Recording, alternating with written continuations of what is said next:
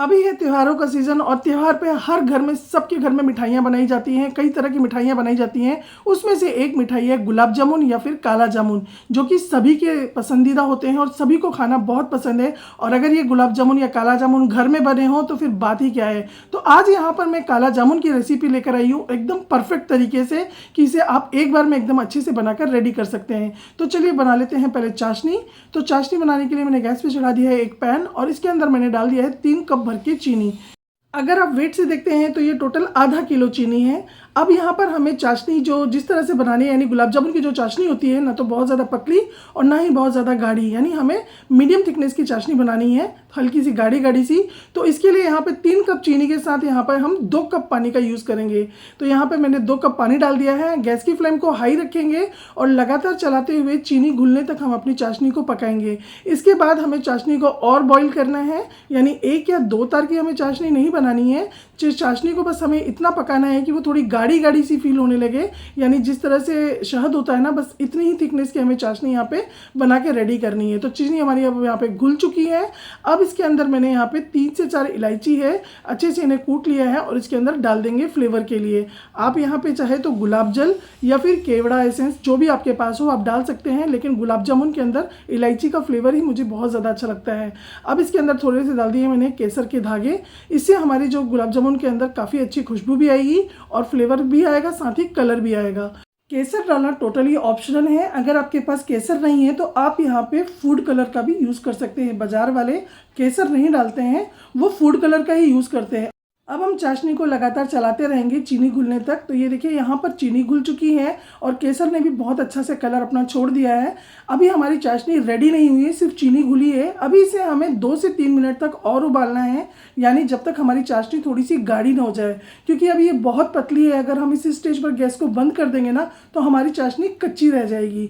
तो अभी चाशनी को हमें और पकाना है, यानी तब तक पकाना है जब हम इस तरह से हाथ से इसे टच करें ना तो इस तरह से चिकना चिकना एकदम ऑयल की तरह फील होना चाहिए और एकदम चिपचिपा सा लगेगा, यानी 1 या 2 तार नहीं बनेगा, सिर्फ चिपचिपी होगी। बस इस स्टेज पर हम गैस की फ्लेम को बंद कर देंगे और इसके अंदर मैंने डाल दी है 8 से 10 बूंदे नींबू की, ताकि हमारी जो चाशनी है उसका क्रिस्टलाइजेशन ना हो ठंडा होने के बाद। अब हमारी चाशनी यहाँ रेडी हो गई है। अब इसे हम ढक कर रख देंगे साइड में।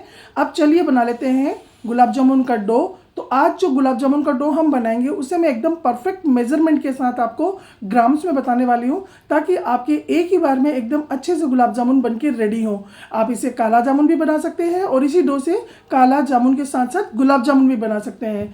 तो सभी चीज़ों को मेज़र करने के लिए यहाँ पर मैंने वेट मशीन रेडी कर ली है। अब यहाँ पर वेट से मैंने 200 ग्राम मावा लिया है और बाकी की चीज़ें जो हम मेज़र करेंगे इस मावे के अकॉर्डिंग करेंगे। तो यहाँ पे जो मावा 200 ग्राम है, इस हिसाब से मैंने यहाँ पर 60 ग्राम पनीर लिया है। तो गुलाब जामुन बनाने के लिए मावा और पनीर दोनों मिक्स किया जाता है। तो 200 ग्राम मावा के अंदर 60 ग्राम पनीर जाएगा। अब यहाँ पर साथ में जाएगा मैदा। तो यहाँ पर मैंने टोटल 30 ग्राम मैदा लिया है। गुलाब जामुन या फिर काला जामुन इस तरह से हम परफेक्ट मेजरमेंट करके बनाते हैं, तभी वो अच्छे बनते हैं। तो यहाँ पर मैंने ये नॉर्मल चम्मच लिए जो हम घर में यूज़ करते हैं, बाकी का मेजरमेंट हम इससे करेंगे। तो सबसे पहले हम अपने मावे को एक बड़ी सी थाली के अंदर ट्रांसफ़र कर लेंगे। गुलाब जामुन या फिर काला जामुन बनाने के लिए जो हम मावा लेते हैं वो हमें इस तरह का दानेदार मावा लेना चाहिए। जो चिकना वाला मावा आता है ना बाज़ार में, वो हमें नहीं लेना है, उससे बर्फ़ी या मिठाई बनाई जाती है। इस तरह के जो दानेदार मावे से है गुलाब जामुन और काला जामुन बहुत ही अच्छे बन के तैयार होते हैं। तो यहाँ पर मैंने इस तरह से दानेदार मावा लिया है। अब सबसे पहले हम अपने मावे को रेडी करेंगे। तो अच्छे से हमें अपने मसल कर अपने मावे को चिकना कर लेना है। हथेली का जो ये पीछे वाला हिस्सा होता है ना, इससे हमें इसे कम से कम 2 से 3 मिनट तक अच्छे से मसलना है और इसको एकदम चिकना कर लेना है। और हमें इसे बिल्कुल हल्के हाथों से करना है, बहुत ज़्यादा हमें जोर नहीं लगाना है, नहीं तो जो हमारा मावा है ये घी छोड़ देगा और फिर हमारे गुलाब जामुन बिल्कुल भी अच्छे नहीं बनेंगे। तो ये देखिए मावे को मैंने अच्छे से रगड़ के एकदम चिकना कर लिया है और एकदम ये लग रहा है ना आपको देखने में एकदम रेडी, एकदम चिकना चिकना सा। अभी देखिए कितना दानेदार था ये और अभी ये देखिए कितना स्मूथ हो गया है। तो बस अब हम अपने मावे को रख देंगे साइड में और ठीक इसी तरीके से हम अपने पनीर को भी अच्छे से रेडी कर लेंगे, यानी एकदम इसको चिकना कर लेंगे। सेम जिस तरह से हमने मावे को किया था ठीक इसी तरीके से इसे भी हल्के हाथों से ही हमें मसलना है और एकदम से चिकना करके रेडी कर लेना है। गुलाब जामुन या फिर काला जामुन आप जो भी बनाते हैं, अगर आप इस तरह से मेज़र करके बनाते हैं और कुछ टिप्स को फॉलो करके अगर आप इस तरह से बनाएंगे ना, जो मैं बता रही हूँ आप, तो आपके एक बार में ही एकदम परफेक्ट गुलाब जामुन या फिर काला जामुन बन के तैयार होंगे। और वैसे गुलाब जामुन और काला जामुन दोनों को ही बनाने का प्रोसेस सेम होता है, दोनों का डो ही सेम होता है, बस उनका तलने में डिफरेंस होता है। काला जामुन जो है उन्हें अच्छे से डार्क कलर में फ्राई किया जाता है और गुलाब जामुन को थोड़ा कम में फ्राई किया जाता है। तो अब यहाँ पे देखिए हमारा पनीर भी चिकना हो गया है। अब मावा और पनीर को एक साथ हम मिक्स कर देंगे। अब इसके अंदर ऐड करेंगे हम मैदा। तो यहाँ पर मैंने मेज़र किया था 30 ग्राम मैदा। अब मैं आपको यहाँ पे स्पून से भी मेज़र करके बता रही हूँ। टोटल यहाँ पे ये 4 चम्मच हमने मैदा लिया है। तो मैदा की क्वांटिटी एकदम फिक्स नहीं होती है, वो डिपेंड करती है कि आपने पनीर और आपने जो मावा लिया है वो किस तरह का है। अगर उसमें मॉइस्चर ज़्यादा है तो मैदा की क्वांटिटी कम या ज़्यादा 1-2 चम्मच हो सकती है।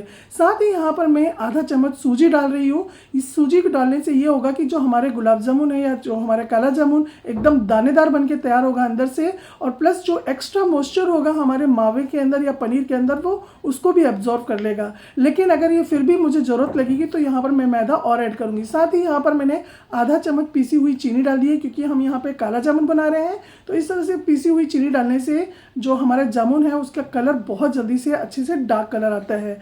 अब यहाँ पर इसके अंदर मैं ऐड कर रही हूँ रोज़ एसेंस की 8 से 10 बूंदे। ये भी टोटल ऑप्शनल है। अगर आपके पास रोज़ एसेंस नहीं है तो आप यहाँ पर पिसी हुई इलायची का पाउडर आधा चम्मच ऐड कर सकते हैं। रोज़ एसेंस चाहे तो आप उस समय चाशनी जब आपने बनाई थी उसमें भी ऐड कर सकते हैं। अगर आपने चाशनी में ऐड नहीं किया है तो इसमें भी ऐड कर सकते हैं। साथ ही इसके अंदर मैंने ले लिया है 1/4 टेबल स्पून इसके अंदर ले लिया है बेकिंग पाउडर। और बेकिंग पाउडर अगर आप डाल रहे हैं तो बस इसी क्वांटिटी में डालिएगा, कम कर दीजिएगा, लेकिन इससे ज़्यादा नहीं ऐड करना है, नहीं तो आपको हैंडल करना मुश्किल हो जाएगा जब आप इसे फ्राई करेंगे। तो अब इन सभी चीज़ों को अच्छे से हम मिक्स कर लेंगे और बिल्कुल हल्के हाथों से हम इसे मिक्स करेंगे। बिल्कुल भी मसलना या रगड़ना इसे हमें नहीं है, नहीं तो जो हमारी सारी जो मावा है और जो पनीर है वो अपना घी छोड़ देगा। बस इस तरह से हल्के हाथों से हमें इसको बांधना है, यानी एक डो अच्छे से हमें रेडी कर लेना है। तो यहाँ पर अब मैंने अच्छे से इसको देखिए हल्के हाथों से इसे मसलते हुए मैंने अपने डो को रेडी कर लिया है। अब डो बनाने के बाद एक बार एक छोटा सा टुकड़ा हाथ में लीजिए, अच्छे से उसको गोल कीजिए, गुलाब जामुन का शेप दीजिए। अगर वो ढीला लग रहा है तो आप 1 से 1.5 चम्मच मैदा इसमें और ऐड कर दीजिएगा। बहुत ज़्यादा मैदा ऐड नहीं करना है, नहीं तो गुलाब जामुन या काला जामुन आपके बहुत हार्ड बन के तैयार होंगे। अब चलिए हम रेडी कर लेते हैं स्टफिंग, जो कि हम अपने काले जामुन के अंदर भरने वाले हैं। तो यहाँ पर मैंने कुछ काजू बादाम जो है कट करके रख लिए थे पहले से ही। अब इसके अंदर ऐड कर दिए मैंने 1 चम्मच चीनी, और साथ ही इसके अंदर मैंने थोड़ा सा फूड कलर ऐड कर दिया है।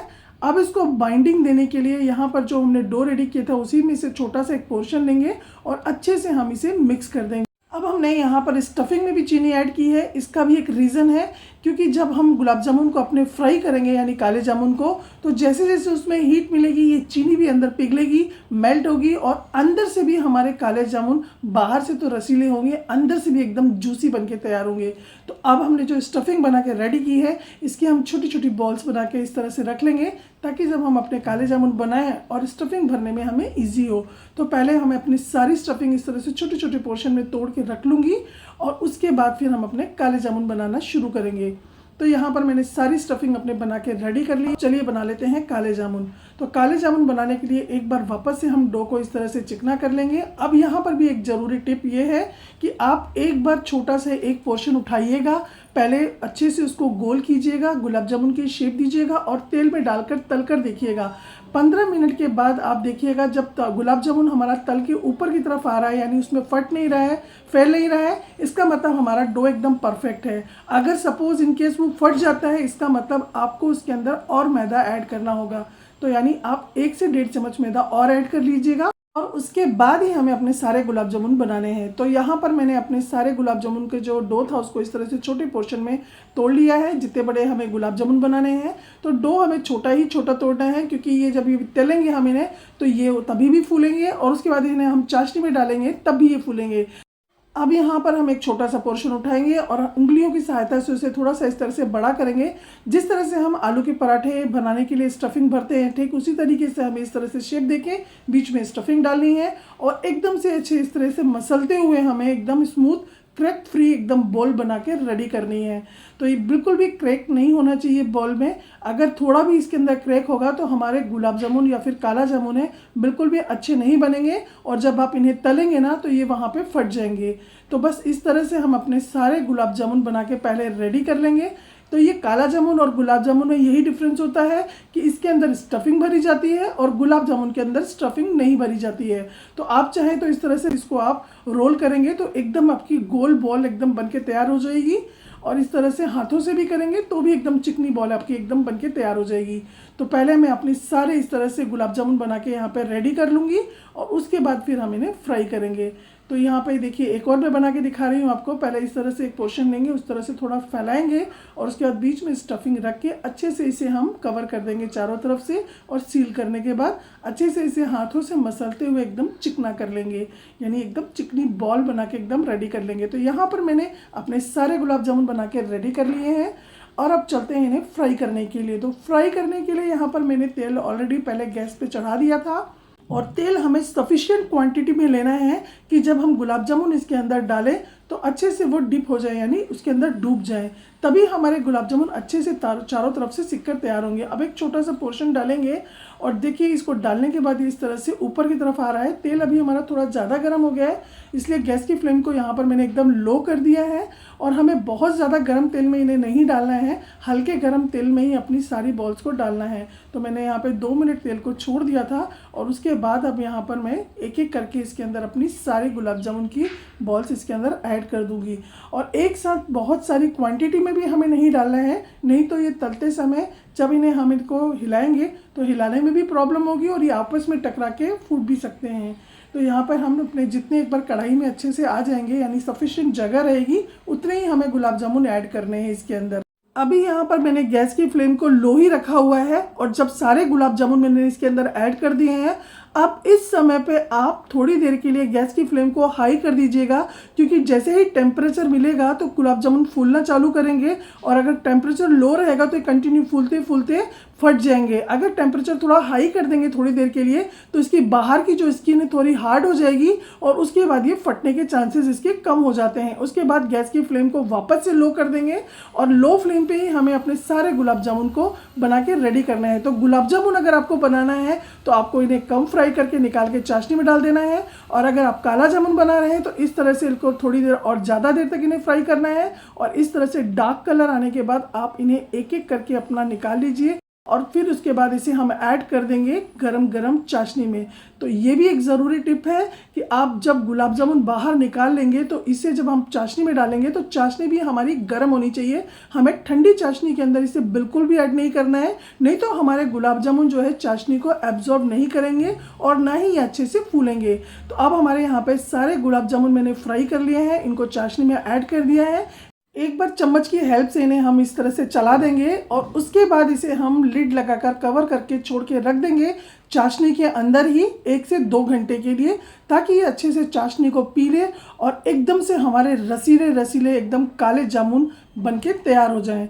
तो अब इसे 2 घंटे के बाद हमने निकाल लिया है। अब आप चाहे तो इसे 2 तरीके से सर्व कर सकते हैं। एक तो इस तरह से बिल्कुल जूसी, यानी एकदम गुलाब जामुन की चाशनी के साथ, और एक होते हैं ड्राई, जिसे कि इस तरह से निकाल कर सूखे नारियल में लपेट दिया जाता है।